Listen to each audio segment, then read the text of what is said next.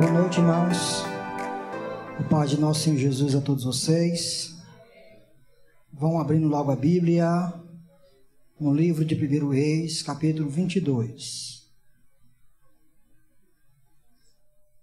Durante 3 anos, não houve guerra entre a Síria e Israel.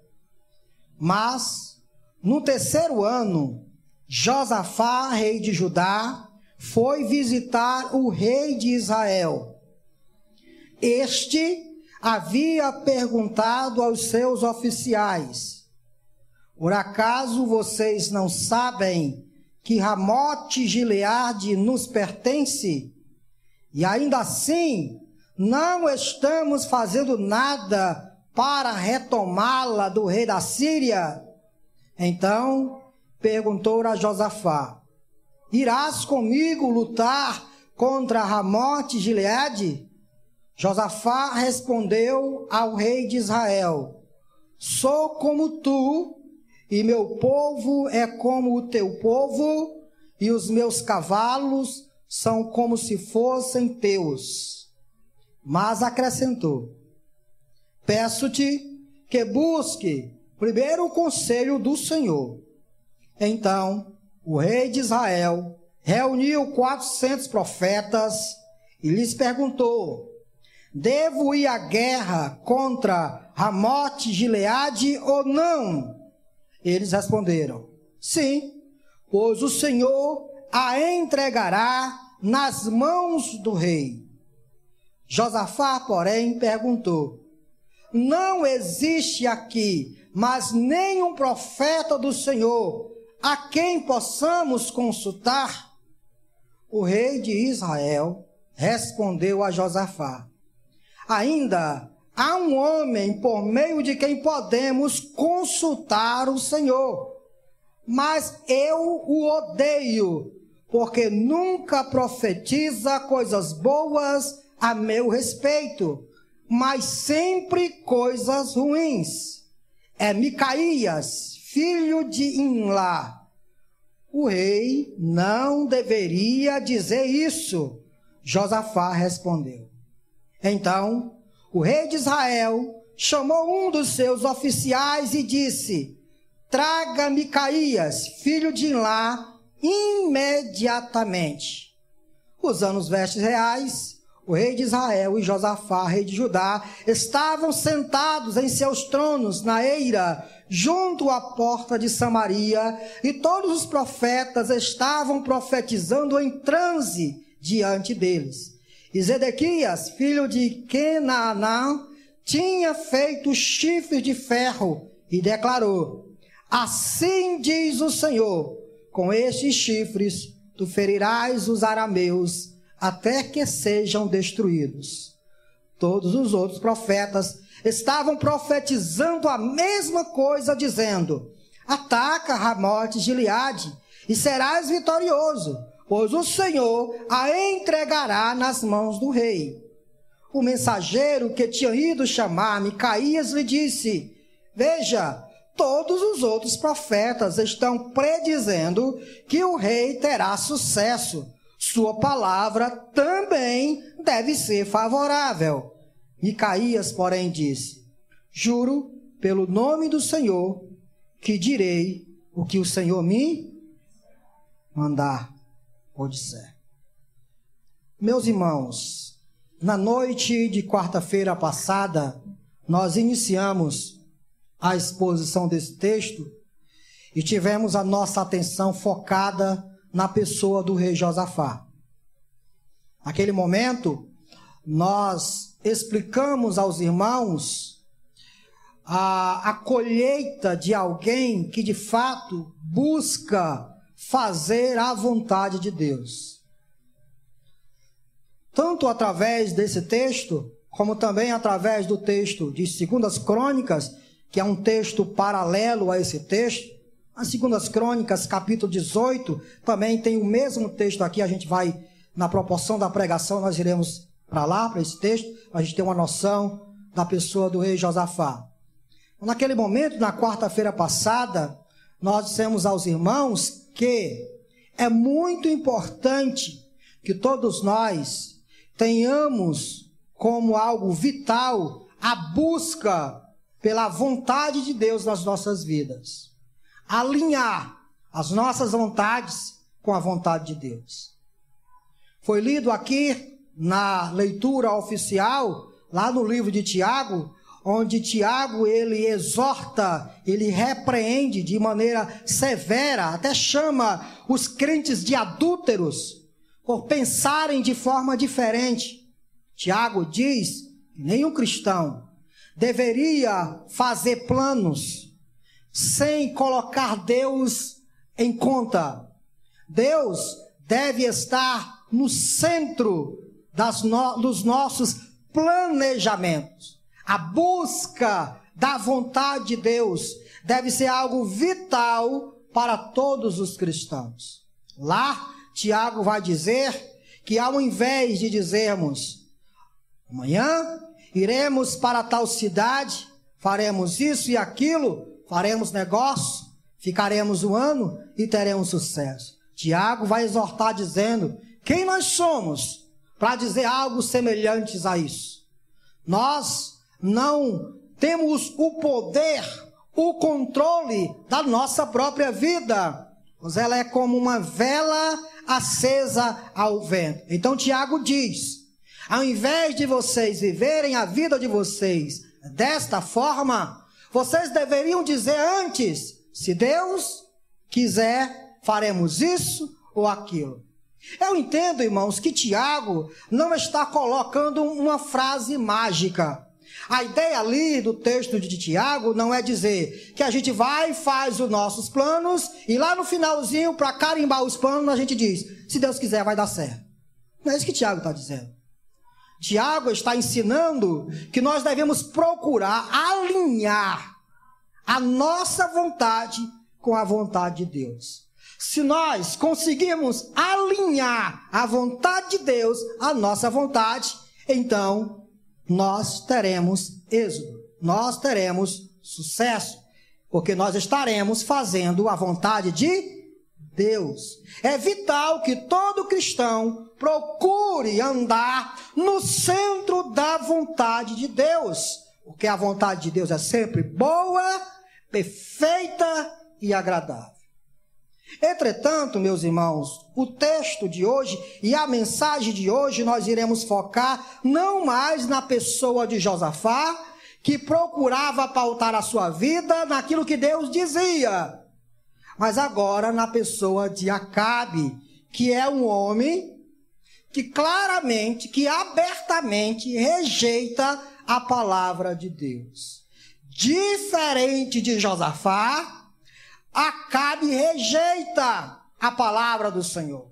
E a gente vai ver aqui algumas características deste homem e também, logo após, fazer as aplicações para as nossas vidas para ver se nós somos semelhantes a Acabe e se formos, nós devemos nos arrepender disso.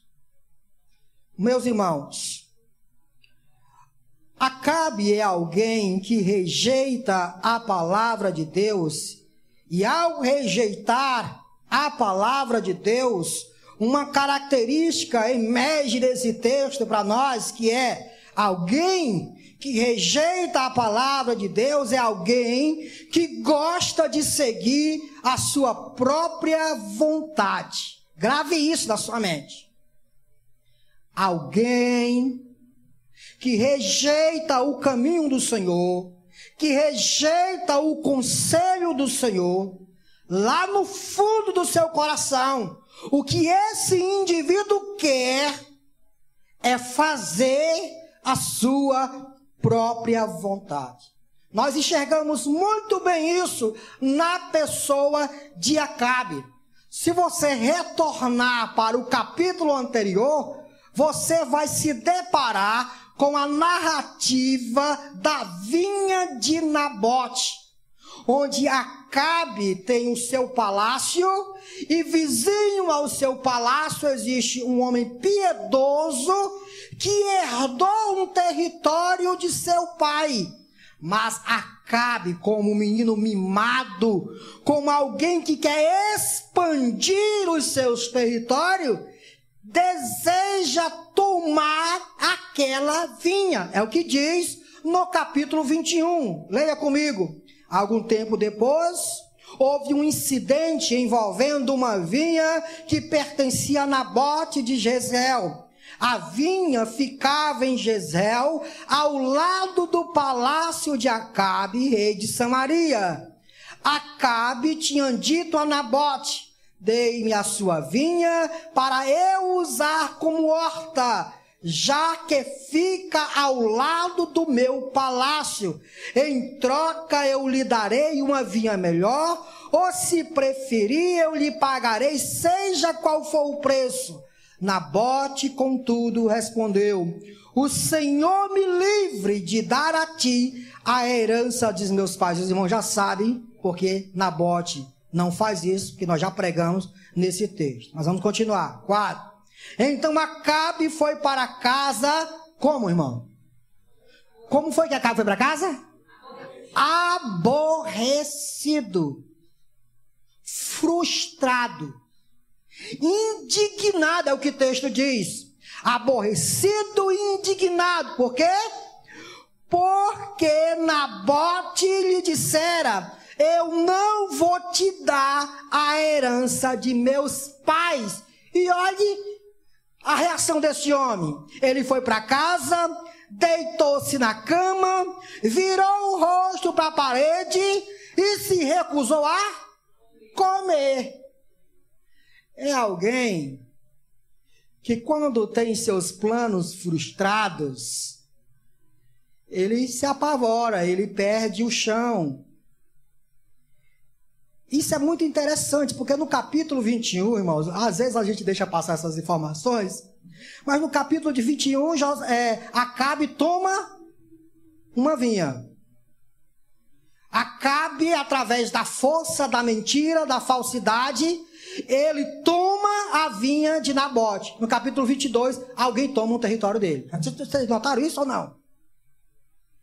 Qual é o ciclo desta reunião? Josafá vai visitar Acabe, e nesta visita o que Acabe diz? Rapaz, tem um território que pertence a nós, só que o rei da Síria está dominando sobre o nosso território. No capítulo 21, ele tomou um território. No capítulo 22, tomaram o território dele. Isso é muito interessante, como os textos vão se agrupando e trazendo a nós algumas informações interessantes. Esse cara gosta de expandir território. Esse cara gosta de ganhar, mas não gosta de perder. Ele sabe ganhar, mas perder, ele não sabe não. E não diz aquele negócio, não, quando a gente está jogando bola que a gente perde a partida, né? Normalmente você tem que aprender a perder. A vida, ela é feita de ganhos e de perdas. Se você não aprender a perder, você se tornará uma pessoa frustrada, um menino mimado, que não sabe lidar com as situações da vida. Esse era o cara aqui, Acabe.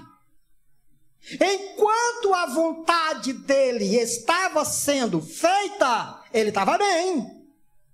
Enquanto ele estava expandindo o território, bem. Perdeu o território, mal. Muito mal. Meus irmãos, está claro aqui uma tensão. Acabe precisa tomar uma decisão.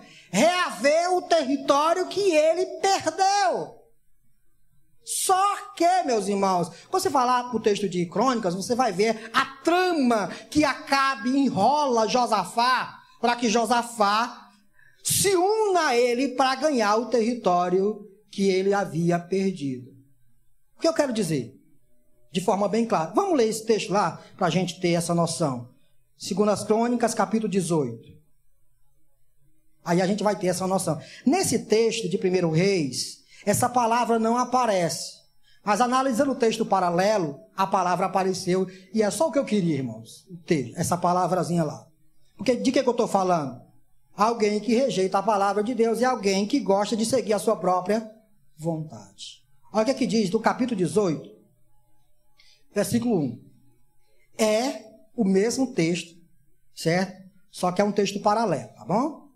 Josafá tinha grande riqueza e honra, aliou-se a Acabe por laços de casamento. Lembra que eu falei isso na quarta-feira?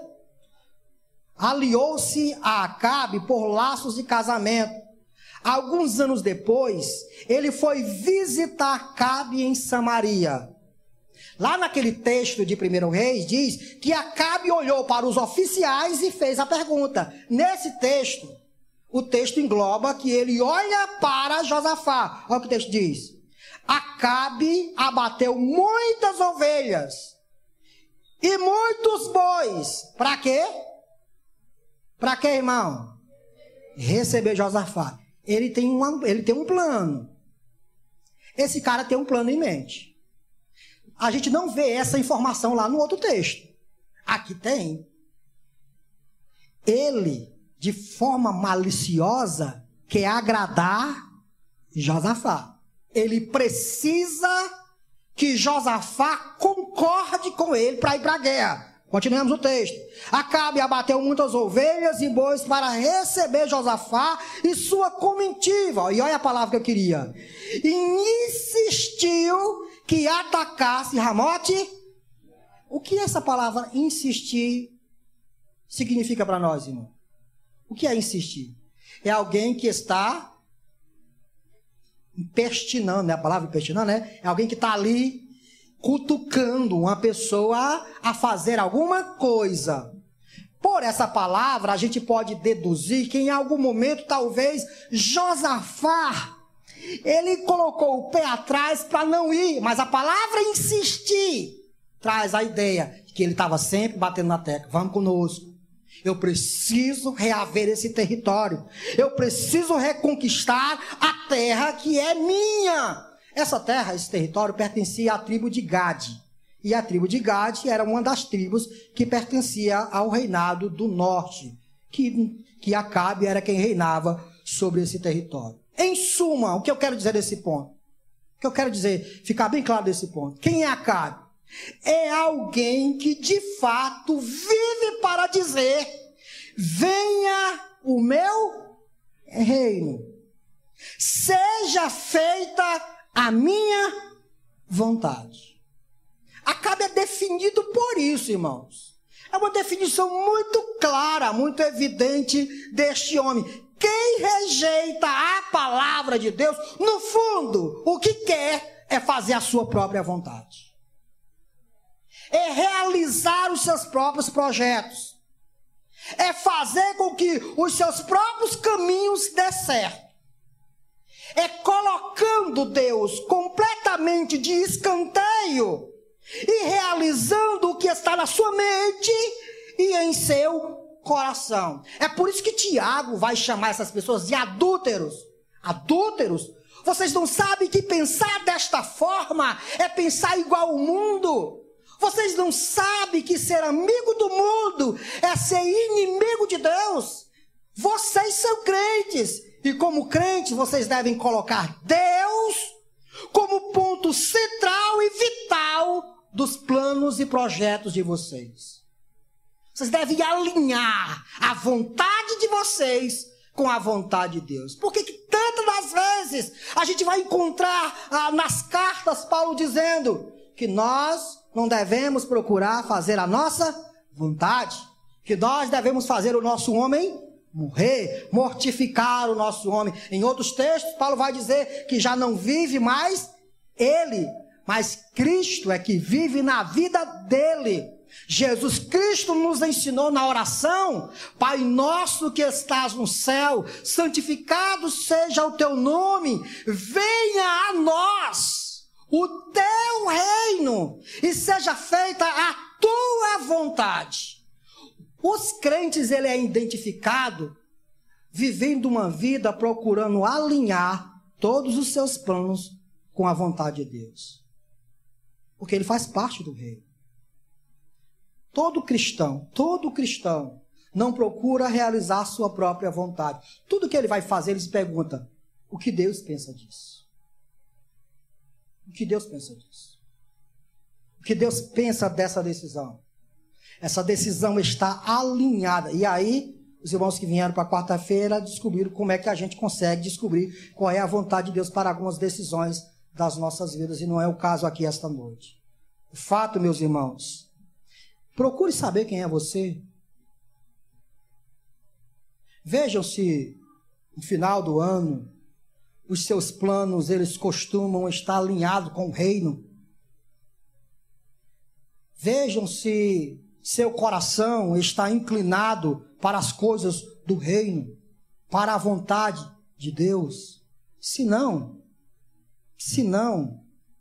você é um Acabe, que rejeitando completamente a vontade de Deus, os planos de Deus, o que Deus quer, o conselho de Deus, você intenta caminhar com seus próprios passos.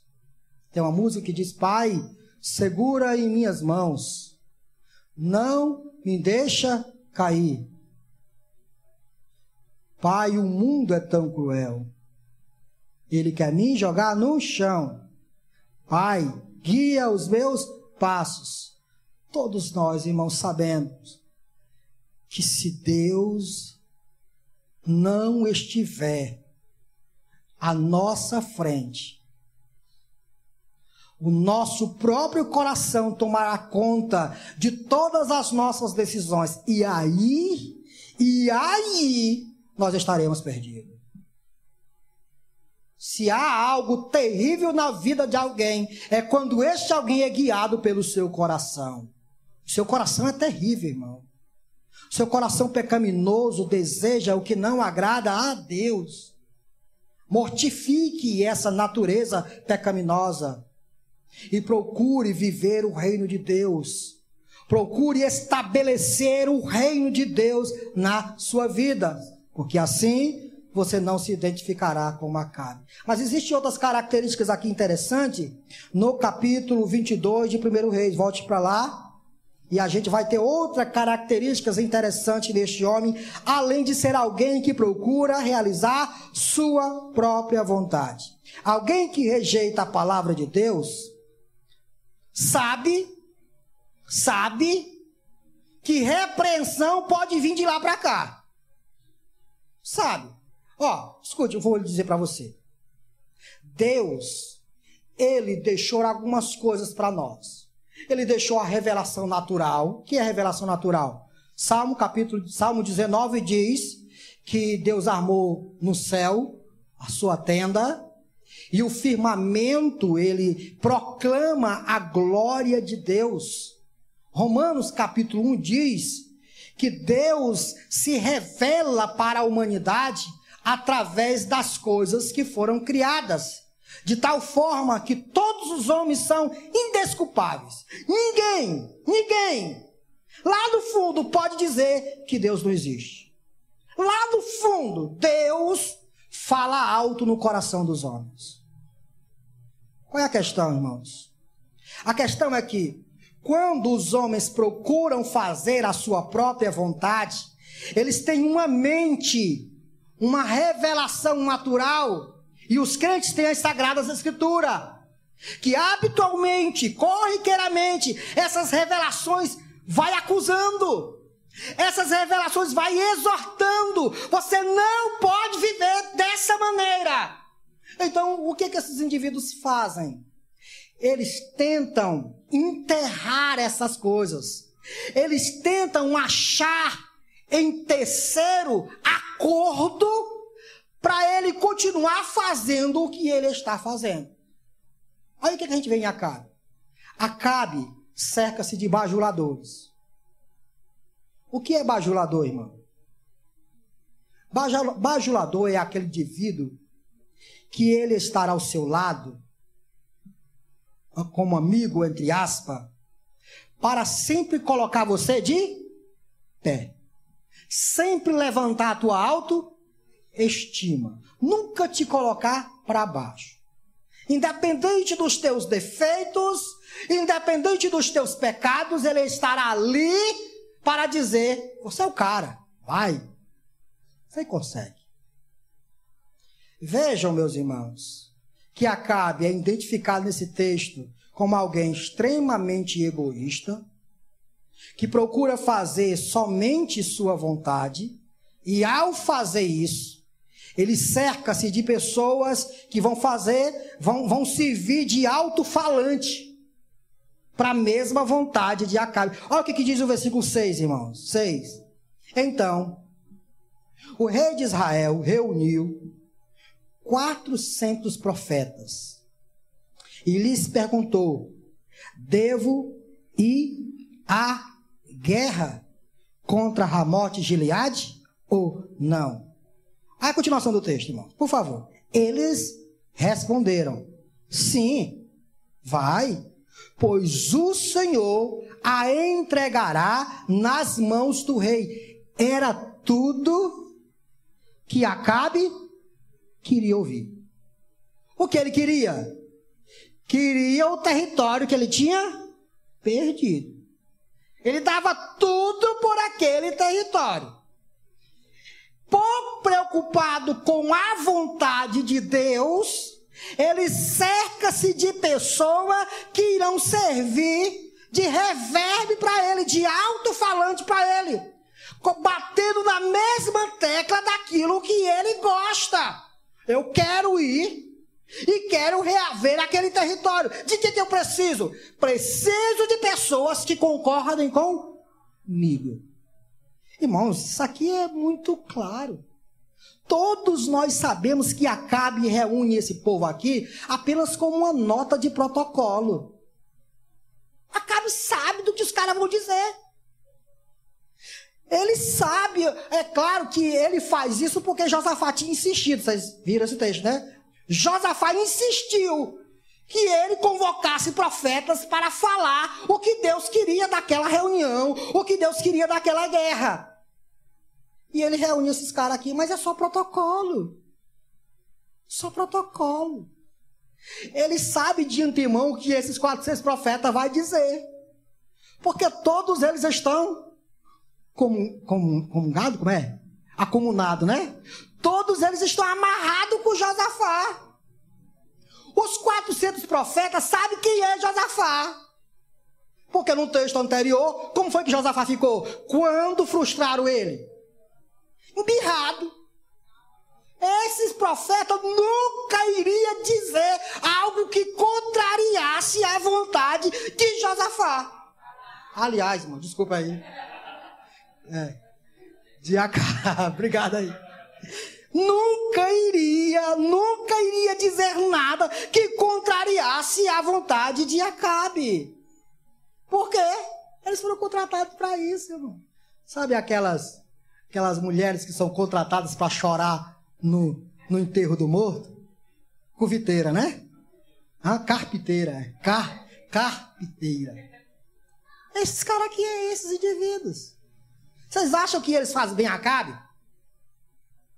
Vai não. Vai não. Irmãos, deixa eu dizer uma coisa para vocês. O apóstolo Paulo, ele resumiu muito bem os nossos dias. Ele resumiu isso aqui. Será que nós não somos desse jeito quando começamos a rejeitar o conselho de Deus?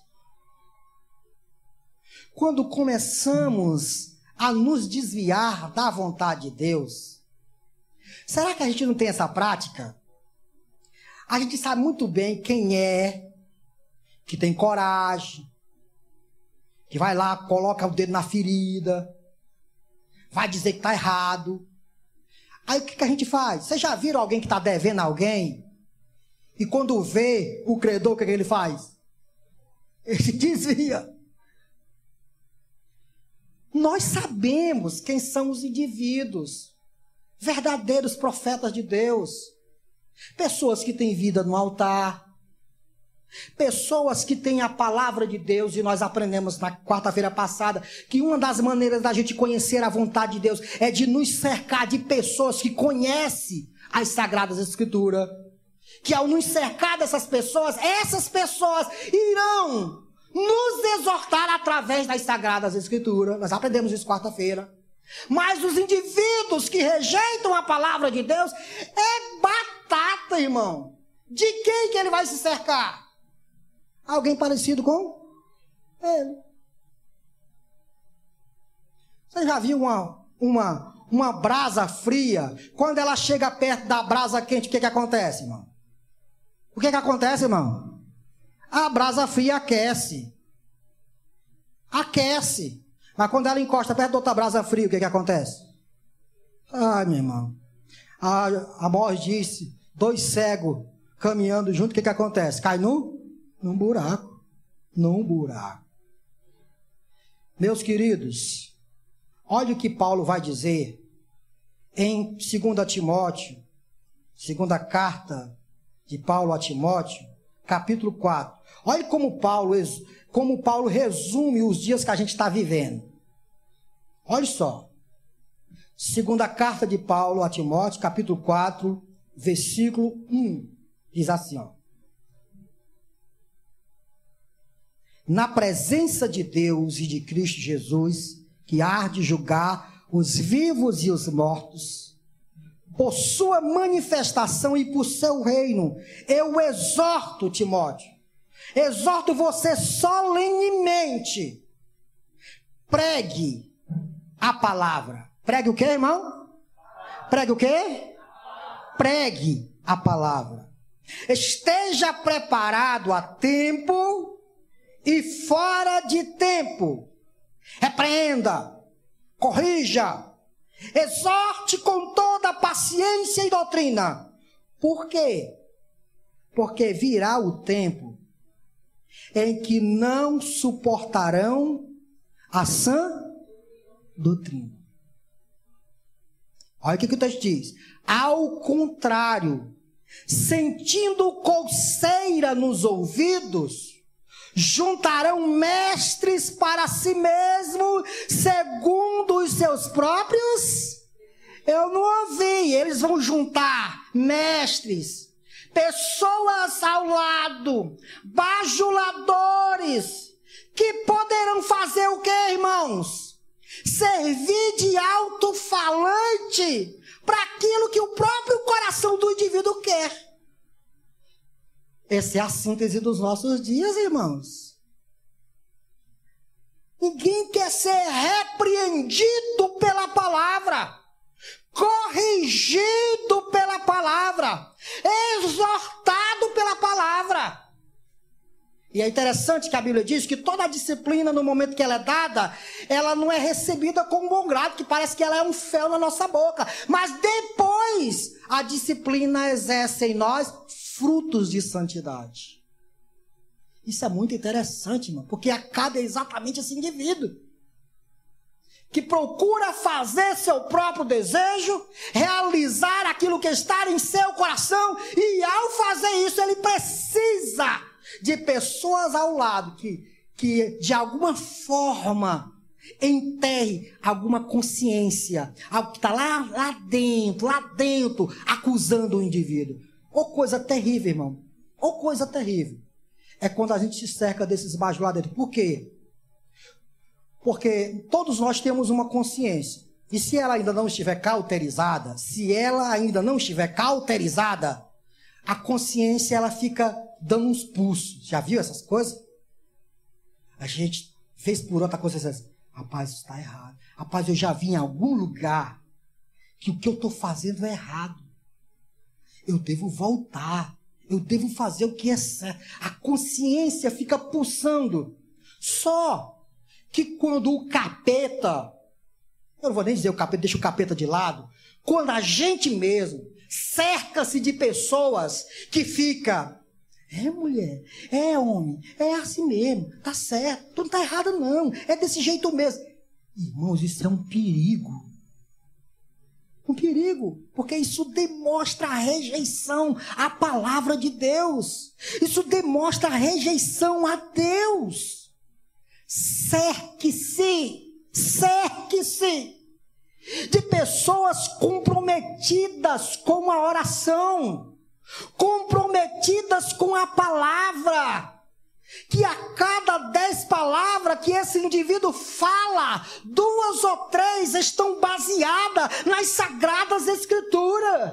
Indivíduos que sabem lhe aconselhar para a direita ou para a esquerda, mostrando para você a vontade de Deus. Cerque-se dessas pessoas. Ah, pastor, mas normalmente o que acontece é que quando essas pessoas falam, elas me ferem. Vai ferir mesmo. É isso mesmo. A Bíblia diz que leais são as feridas daqueles que amam. A palavra de Deus fere, irmão. É isso que a palavra de Deus vai fazer. É por isso que nós estamos aqui. Nós nos reunimos neste local para ouvir a palavra de Deus, para ela nos ferir. E ao nos ferir, nós sermos curados e sermos alinhados à vontade do nosso querido e eterno Deus. Cerque-se dessas pessoas. Caminhe com elas. Almoce com elas. Viva com elas. Converse com elas. Tais pessoas, com certeza, serão canais de Deus para lhe orientar o que você deve ou não deve fazer. Não seja cabe. Não seja cabe. Olha só, volta agora para o texto, irmãos. Nós já falamos duas características desse cara aqui. Duas. Uma, extremamente egoísta, procurando fazer apenas a sua própria vontade.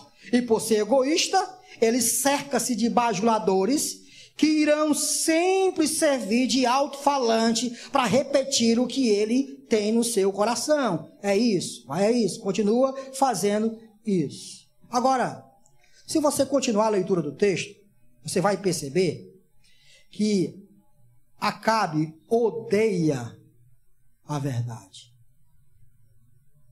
Olha, as características de alguém que rejeita a palavra de Deus. Primeiro, ele procura fazer sua própria vontade. Segundo, cerca-se de bajuladores para servir de alto-falante para sua própria vontade. Terceiro, sempre quando a verdade é posta diante dele, a sua reação é uma reação de ira e de ódio. Olha só. Olha o que diz o versículo 4, irmãos. Do capítulo 22. Olha só. 4. Versículo 7. Depois que os profetas estavam lá tudo dizendo, vai, o Senhor é contigo, vai, a vitória é tua, a vitória é garantida, vai, cara, que Deus está na frente. Eita, parece que tem um negócio aqui tão espiritual aqui no negócio, tão espiritual. Por quê, pastor? Porque o texto diz que ele estava em transe, os olhos virados. Vai, Acabe, Deus é contigo. Não se engane, mano. Nem sempre coisas sobrenaturais vêm de Deus, viu? Coisas sobrenaturais vêm do capeta também, viu, irmão? O texto vai dizer que que estava nesses indivíduos aqui era o diabo, era o capeta, eram os demônios. Um espírito mentiroso estava falando na boca deles, se você continuar o texto. Mas Josafá, como um crente, Josafá, com discernimento, percebe que a voz de 400 não é a voz de Deus. Escute, nem sempre a voz do povo é a voz de... costume com isso, viu? Costume com isso. Nem sempre a voz da maioria é a voz de Deus. Josafá percebeu isso. Foi o que Josafá fez. Josafá, porém, perguntou: não existe aqui mais nenhum profeta do Senhor a quem possamos consultar? Acabe está derrubando todos esses profetas. Olha a resposta do rei Acabe. O rei de Israel respondeu a Josafá: ainda há um homem por meio de quem podemos consultar o Senhor, mas eu o odeio. Isso aí, nem parece um rei, né, irmão? Se odeia porque não mandou matar. É frouxo mesmo esse cara aqui, né? É frouxo, a cara é frouxo. Eu o odeio. Irmãos, Acabe, ele quebra protocolo aqui. Eles estão sentados em 2 tronos. O texto diz isso. E há um certo protocolo nessas situações.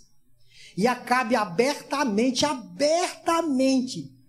fala aquilo que está em seu coração. Ele não se envergonha de dizer o que ele sente por Micaías. Não se envergonha. ele abertamente, diante de seus oficiais e diante do rei Josafá, ele diz: eu odeio esse cara. E é claro que a gente sabe que só não mandou matar porque, né, Deus estava guardando, né? Deus impedia essa situação de acontecer.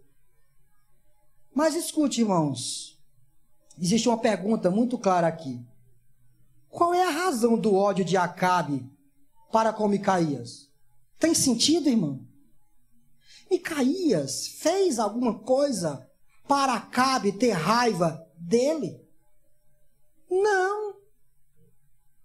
Vocês se lembram quando Elias apareceu? Lá no capítulo 17, é 17? Deixa eu ver. 17, deixa eu ver aqui para vocês. 17. Ora, Elias de Tisbe, em Gileade, disse a Acabe: juro pelo nome do Senhor de Israel, a quem sirvo, que não cairá orvalho nem chuva nos anos seguintes, exceto mediante a minha. Aí você vai adiante, aí para de chover, não tem mais chuva, tá tudo ruim. Aí você vai para o capítulo 18 e de repente Elias se apresenta diante de Acabe. Olha o que diz o texto do capítulo 18. Então Obadias dirigiu-se a Acabe, passou-lhe a informação, e Acabe foi ao encontro de Elias. Quando viu Elias, disse: é você mesmo, perturbador de Israel? Olha como é que Acabe trata os profetas.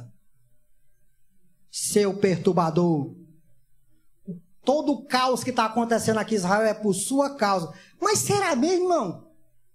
Será que a culpa é de Elias? A culpa de não haver chuva sobre a terra de Israel? Será que a culpa é de Elias? Não é. Será que a culpa de Micaías sempre dizer alguma coisa, entre aspas, ruim para Acabe, a culpa é de Micaías? Não é. Micaías não tem nenhuma culpa. Micaías está do lado da verdade. É só isso. Micaías está do lado da verdade. E Acabe está do lado de quê? Da mentira, irmão. Trevas, luz. Você já viu trevas gostar de luz? Não. As trevas odeiam a luz.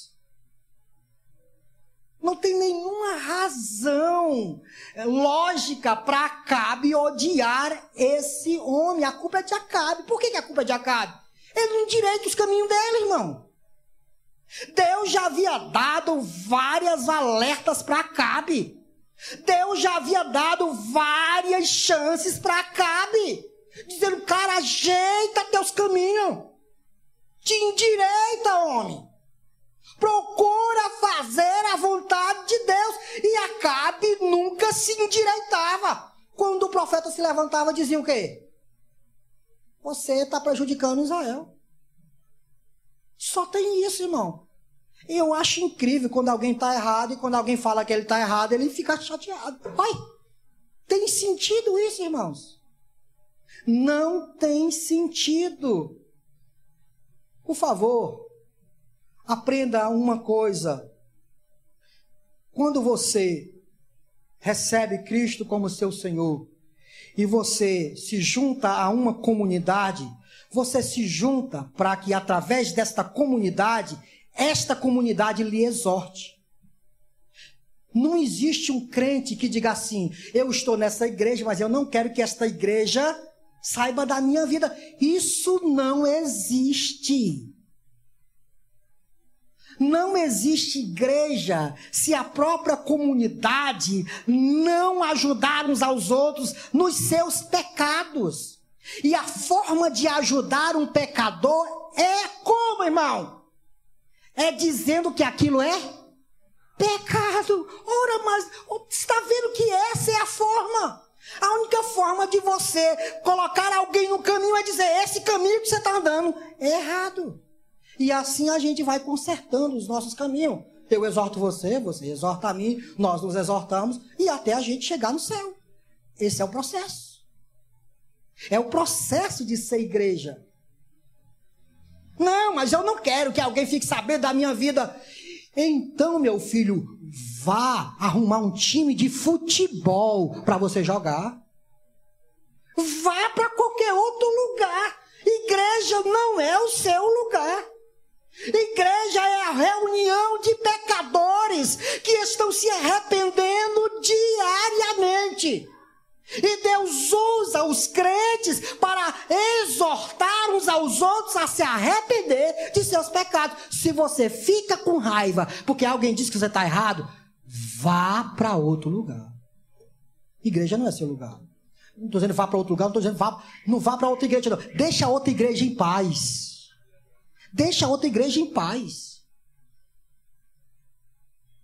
Porque igreja não é isso. Igreja é exortar. Igreja é corrigir. Na proporção que a palavra está sendo pregada, a palavra é dita, está ferindo. E quando ela fere, aí Jesus Cristo vem e cura, e a gente se conserta, e a gente fica mais santo ainda. Esse é o processo. Não odeie a verdade. Não odeie a verdade. Nenhum de nós deveríamos ficar surpresos quando a verdade é dita e alguém se levanta contra. Se levanta contra, quem é? Quem é, irmão? Porque quem anda na verdade, quando a verdade é revelada, o que esse alguém faz? Submete-se à verdade. É simples. Mas quando alguém está no ambiente da verdade, e quando a verdade é falada, e esse indivíduo fica com raiva, quem ele é? Vamos, quem ele é? Lobo. Lobo é quem costuma odiar a verdade. Não seja lobo. Escute isso em nome de Jesus. Não rejeite a repreensão do Senhor. Salomão diz: filho, não rejeite a disciplina do pai. Não endureça o seu coração quando fores repreendido por ele. E direite seus caminhos. Quando seu caminho estiver direitinho, quando sua vida for uma vida piedosa, quando sua vida for uma vida de oração, quando você se tornar uma pessoa irrepreensível, terá repreensão para você? Não. O que é uma pessoa irrepreensível? É uma pessoa que não pode ser repreendida. Pronto. Você é esse cara? Pergunte-se em nome de Jesus e veja isso. Tente trazer essas informações para a sua vida e tente ir aprendendo. Por que isso é tão importante? Eu vou terminar nesse ponto aqui. Por que isso é importante? Isso é importante porque acontece alguma coisa com quem rejeita a palavra de Deus. Paulo diz em Gálatas que não se engane. Deus não se deixa enganar e aquilo que o homem planta, ele colhe. Todos aqueles que absorvem a palavra de Deus e não a rejeita, colherá frutos desse acolhimento. Mas todos aqueles que resolvem fazer sua própria vontade, cercando-se de bajuladores, e quando a verdade é dita, ele foge da verdade, porque ele odeia a verdade. Eu poderia, porque às vezes eu tento aplicar tão pouco, irmão, para não estar ferindo muita gente. Mas escute. O que você acha quando você gosta de mentir? Quando você cobiça? Quando você tem relação sexual antes do casamento? Você acha que isso é a vontade de Deus? Não. Você vai continuar ouvindo isso, direto. Ouvindo. Se você não se arrepender, e se você não endireitar esses caminhos, você vai colher frutos dessa resistência a Deus. Quais são, pastor? Simples, o texto diz. Vamos lá para o texto. Capítulo 22, versículo de número 23. Olha só. Irmão, eu tenho dito, ó, a Bíblia ela é clara e ela é simples. Mas nem todo texto é simples. Tem textos que são mais cavernosos do que o outro. Para mim, esse texto aqui é um deles. Mas para algumas pessoas esse texto é complicado. Para mim, que já descanso na soberania de Deus, eu não tenho nenhum problema com esse texto. Nenhum. Mas eu vou lá para o texto o versículo de número 23. E o texto diz assim: E o Senhor pôs um espírito mentiroso na boca destes seus... Olha, por que é cavernoso? Tá, vocês conseguem me compreender? Quem foi que pôs um espírito mentiroso na boca dos profetas, dos 400 profetas? Quem é que estava nos profetas? Era Deus ou era um espírito mentiroso? O espírito mentiroso. Mas por ordem de quem? Deus. Quer ver? Vamos lá. Olha só. Versículo de número 19. Micaías prosseguiu: ouça a palavra do Senhor.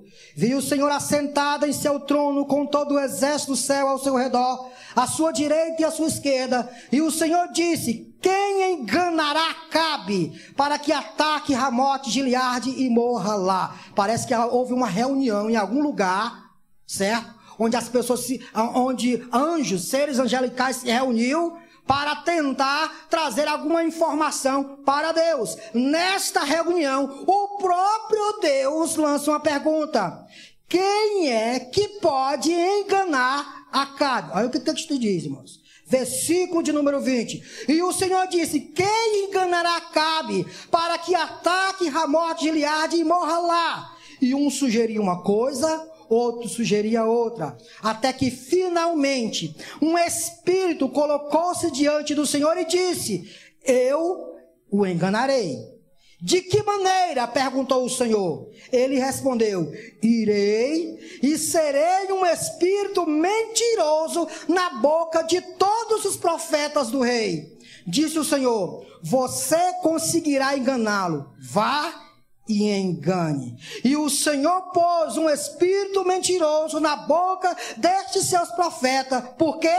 Porque o Senhor já tinha decretado a desgraça de... Cuidado. Escute o que eu vou dizer. Cuidado. Teve um outro indivíduo também que Deus decretou a desgraça dele. Teve um profetazinho que chorava por ele. E Deus disse: não adianta você orar por Saul. Eu já rejeitei ele. Acabou. Encerrou. A conta fechou. Passei a régua. Escute. Cuidado. Isso é sério. Quando você ouve isso aqui, você deveria tremer, suas pernas deveriam tremer, pasmar diante de uma realidade como essa. A graça de Deus é infindável. A graça de Deus é maravilhosa. O amor de Deus é tremendo. Mas se existe uma coisa que você não deve brincar, é com a santidade de Deus. Não brinque com a santidade de Deus. Não rejeite a vontade de Deus, porque você pode chegar a um momento em que Deus decretará a sua desgraça. Não, pastor, cruz credo. Pode. Cuidado. Cuidado. Se isso acontecer, aí, meu irmão, não adianta apelar para os 400 apóstolos. Meus queridos, desde o começo da história humana, Deus vem alertando os homens. Alertando, alertando, alertando. E a gente vê na história bíblica como esses alertas têm picos. Picos. Que picos? Estava a humanidade caída. Foi o que aconteceu. Deus levanta Noé. Noé, prega. E ele passou pregando a palavra de Deus. Diz Agostinhos que ele passou 120 anos pregando. Arrependam-se. Arrependam-se. Deus vai enviar a sua ira. O seu dilúvio vai cair sobre vocês. Não se arrependeram. Beleléu. Morreram. desgraça decretada. E eu poderia aqui dizer muitas e muitas e muitas e muitas. Desde o começo da história, Deus vem alertando, ouça a minha palavra, ouça, escute, aceite o que eu lhe digo, ande pelos meus caminhos, rejeite a mentira, viva uma vida piedosa, viva na minha vontade. Deus vem alertando desde o começo da história. Vez por outra, tem uns picozinhos complicados. Vez por outra, ele resolve tirar o seu arzinho. E tirou o arzinho, vai para onde, irmão? Beleléu. Cuidado, irmão. Ouça essa noite. Ouça o que Deus está falando para todos nós esta noite. Não rejeite o que Deus fala a você. Se naquela época Deus estava usando Micaías, eu não tenho nenhuma dúvida de aqui diante de vocês esta noite tem um homem que está pregando a palavra e esperando que todos nós ouçamos e atendamos a voz de Deus. Não brinque com a graça. Não pise na graça. Não pise. Não ache que a graça pode sustentar os seus maus caminhos. A graça transforma o homem à imagem de nosso Senhor Jesus Cristo e ele vai se transformando cada vez mais em santidade. Não brinque com a graça. Não brinque. Porque segundo Paulo, se Deus não poupou aquela geração incrédula e má lá no Egito, no deserto, também não poupará você. Cuidado. Mais cuidado mesmo. Eu termino dizendo, se Deus decreta desgraça, não tem como você fugir. Capítulo 22, versículo 34. 22 e 34. Olhe só, irmão, olhe só a malícia de Acabe. As guerras, antigamente, elas tinham um sentido de que se matasse o rei, a guerra acabava. É igual o jogo de xadrez. Você já assistiu o jogo de xadrez? Jogaram de xadrez? O propósito do jogo de xadrez é pegar o rei. Pegou o rei, o jogo acaba. Você pode ter uma de peão, uma de bispo. Eu sei, né? Uma de cavalo. Mas se matar o rei, o jogo acaba. Olha só o que Haddad faz. Olha só. Então, 29. O rei de Israel e Josafá, rei de Judá, foram atacar Ramote de Gileade. E o rei de Israel disse a Josafá: entrarei disfarçada em combate, mas tu usa as tuas vestes reais. Você está vendo para onde é que Acabe quer levar o cara? Vocês estão vendo aí? Olhe o beco sem saída que Acabe está levando Josafá. Eu acho que de algum modo Acabe sabe que tudo que Micaías fala é verdade, mas o pecado é tão negócio terrível que o pecado não deixa você aceitar aquilo. E ele foi para a guerra mesmo assim, mas ele sabia que aquele homem falava a verdade. E lá, sabe o que ele faz? Vou arrumar um jeito de eu não ser pego. Vou me vestir como soldado. Josafá, veste tuas vestes de rei. O que ia acontecer, irmão? Na guerra, os soldados iriam focar em quem? No rei. Matar Josafá, pensando que era o rei de Israel. Olha o que o texto diz. E o rei de Israel disse a Josafá: entrarei disfarçado em combate, mas tu usa as tuas vestes reais. O rei de Israel disfarçou-se e ambos foram para o combate. O rei da Síria havia ordenado aos seus 32 chefes de carro de guerra: não lutem contra ninguém, seja soldado, seja oficial, senão contra o rei de Israel. Quando os chefes dos carros viram Josafá, pensaram: é o rei de Israel, e o cercaram para atacá-lo. Mas Josafá gritou: E quando os comandantes dos carros viram que não era o rei de Israel, deixaram de perseguir. Lá no texto de 2 Crônicas diz que Deus livrou Josafá. Foi o próprio Deus que livrou Josafá dessa armadilha de Acabe. 34. De repente, um soldado, já li esse texto aqui para vocês, disparou seu arco, ou ironia, ao acaso. Essa palavra ao acaso é muito interessante, irmão, porque ela significa o quê? Significa que o soldado não tinha nenhuma pretensão de acertar alguém. Nenhuma.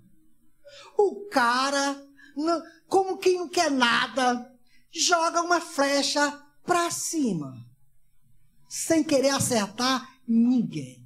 Sabe qual era o problema? É que Deus já havia decretado a desgraça colocou um alvo nas costas dele. Irmão, cuidado. Essa flecha poderia ser jogada de não sei aonde, irmão. O problema é que quem estava carregando a flecha não era o soldado. Era quem? Deus. Olha o texto.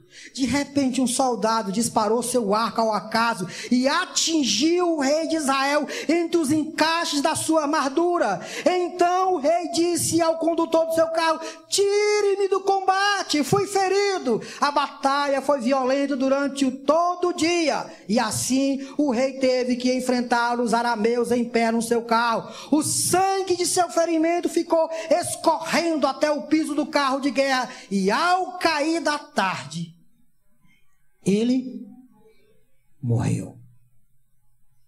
Vai escutar, não. Irmãos, ninguém escapa de Deus. Aliás, vou consertar isso. Você quer escapar de Deus hoje? Corra para a cruz. Corra. Prostre-se diante do Filho bendito de Deus. Como diz a letra do hino número 15. Vi sobre mim a espada da lei. Apressado fugi. Em Jesus me escondi, e abrigo seguro nele achei. Corra para os pés de Cristo, prostre-se diante dos pés de Cristo, abandone a mentira, abandone o pecado, abandone a falsidade, abandone o egoísmo, trace seu caminho aliado com o caminho de Cristo, viva para o reino, pois assim você escapa da ira de Deus. Agora, se continuar, ele vai pegar você. Qualquer dia desse, dobrando uma esquina, ele pega você.